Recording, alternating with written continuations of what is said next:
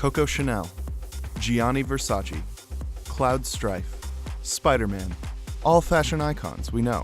And while spending $550 to look like the social media intern for the Howard Schultz campaign has its appeal, it's way more fun to look like a superhero. We're here to talk cosplay, today on Indi Android.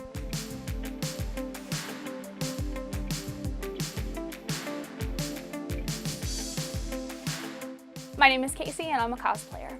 Kayce Schulte is an Indianapolis-based cosplayer who's been in the scene for the past 10 years.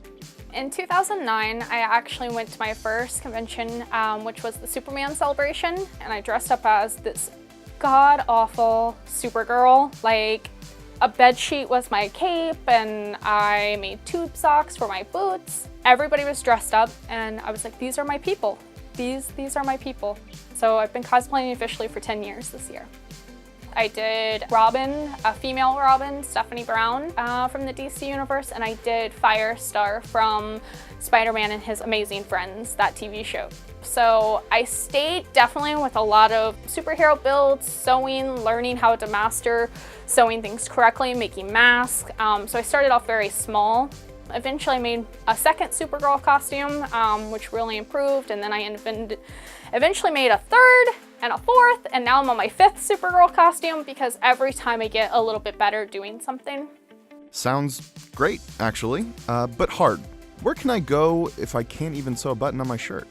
Totally YouTube. You can get a PhD for cosplay on YouTube with everything you need to know. It's really easy to follow someone else in the community who's done it because they know the questions that you're gonna ask. There are a lot of amazing cosplayers in the community. So like if you're looking for foam and somebody was like, hey, I wanna talk to you about foam, I'd be like, actually don't talk to me, talk to this person. So there are people out there that are good references.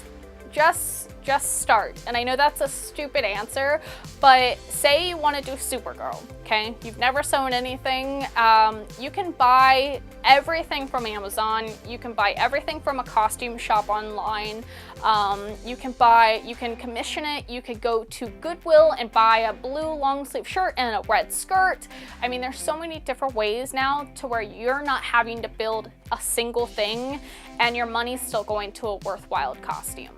Walmart has a $59 sewing machine that you can pick up, and they have thousands of tutorials online for you that you can learn how to sew a skirt or a shirt or something like that. Just pick that costume that you really want to do, start there, and then work your way piece by piece. Does that get expensive? You bet. So I did Astrid from How to Train Your Dragon. It's about a $680 costume because everything's hand sculpted and resin casted. So all of the pieces, if you look at her costume, she has like these little skull pieces all along her belt.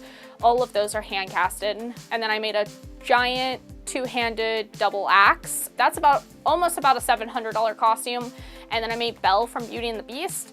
And that started as a 6-day project for a special event and ended up into a 6-month project. That's definitely the most time consuming.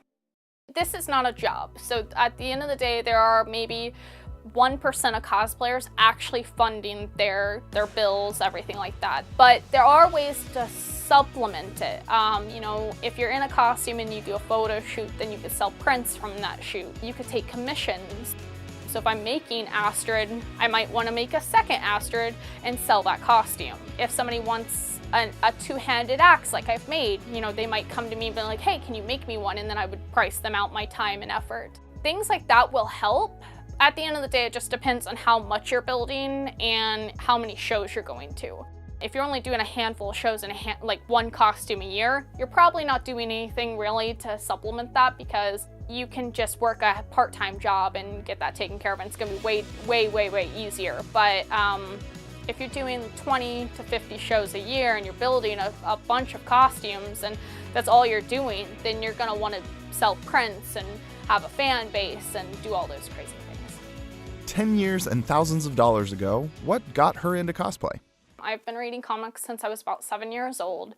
And my mom was really sick growing up. She was bedridden a lot, she was down for the count a lot, and I have a younger sister, so I had to grow up very fast. When I became 18 and I moved out of my house and I had graduated and I was going off to college, it was sort of at that time that I was like, wow, I kind of get to be my own person, so what do I want to do? What do I like to do? So it was during my freshman year of college that I actually went to the Superman celebration, and I said to myself, I was like, you know what, this would be fun. I put that Supergirl costume on and I felt like I was 8 years old again, and I was just living my best childhood. So every single time I put on a costume, it's to give back to 12-year-old me who maybe wasn't super happy. And Kayce is using cosplay to try and give back the positivity that cosplay has given her. During my 10 years, I've raised $10,000 for pancreatic cancer. My father actually passed from pancreatic cancer, so every year I make costumes and I go out to events and I raise money, and that all goes back to charity. There's a lot of good that you can do with cosplay, and besides just for yourself. Like I said, I do it because it gives me self-confidence. It's helped me with my social skills. I've made so many friends, made so many memories, but I can also give back doing it. And as she says, anyone can cosplay. So the next time you see a superhero, a monster, or even this guy, just think, that could be you.